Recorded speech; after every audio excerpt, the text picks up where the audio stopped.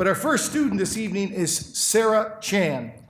Sara is a PhD student in the philosophy program, and her presentation is entitled, Not Blinded by Love.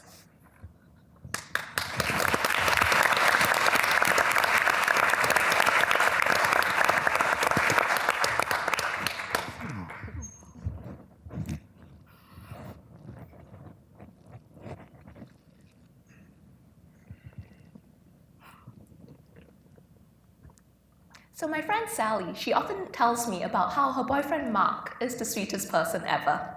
Now, Sally is an honest person, and I trust and I believe her about a wide range of things.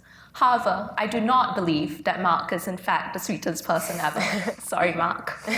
But nor do I take Sally to be lying. Rather, I just take her to be blinded by love. What my research is concerned with is when dismissing someone's testimony because of the worry that they might be blinded by love is justified. In particular, I'm concerned with testimony from caregivers of the cognitively disabled. Cognitive disability inspires a very particular distaste. It's not uncommon to hear people say that they'd rather be dead than get dementia, for example.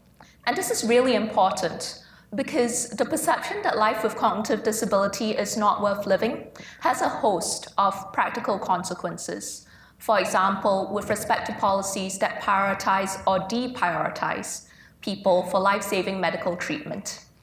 Caregivers of the cognitively disabled have tried to speak up on their charges' behalf, testifying to the many ways in which life with cognitive disability can be a good life.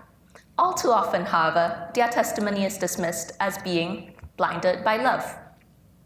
So, what is the difference between Sally's rose-colored glasses and caregiver testimony? How does love affect judgment? And just how seriously should we take caregiver testimony about the cognitively disabled?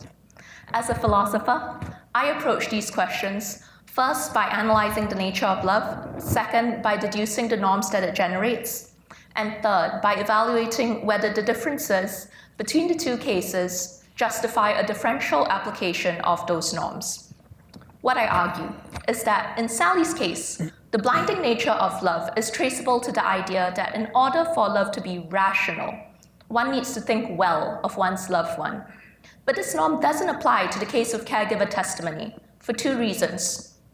First, because the sense of well shifts from a moral sense to one that is related to well-being.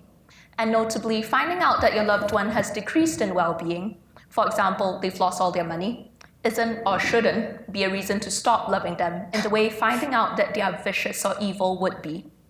Second, what love requires differs depending on the kind of relationship. A loving caregiver desires to be a good caregiver, and good caregiving requires accurate knowledge. If you're constantly deceived about how well your charge is doing, they're not likely to be doing well for very much longer. Accordingly, the worry that love blinds does not transfer from Sally's case to caregiver testimony. Caregivers are not, in this instance, blinded by love. Thank you.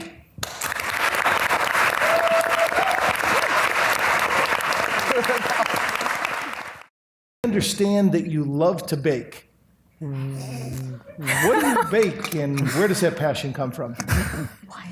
Well, it was my little sister, actually, who got me into baking because she's 8 years younger than me. And she got into baking when she was pretty young, like maybe 8. And I just thought, as her elder sister, I cannot possibly let her be better than me at anything. So that's how I got into baking. Fantastic. What's your favorite thing to bake?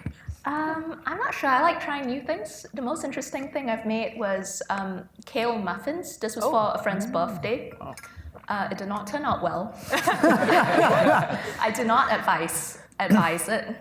Most recently, I did brownies, and I did it from a mix from Trader Joe's. And it was delicious, and I was very annoyed because it is frustrating that Trader Joe's brownie mix just creates such brownies that are just as good, pretty much, as the ones that you spend so much effort over. Fantastic. Well, good for Trader Joe's. Congratulations, Sarah. Great. Thank you very much.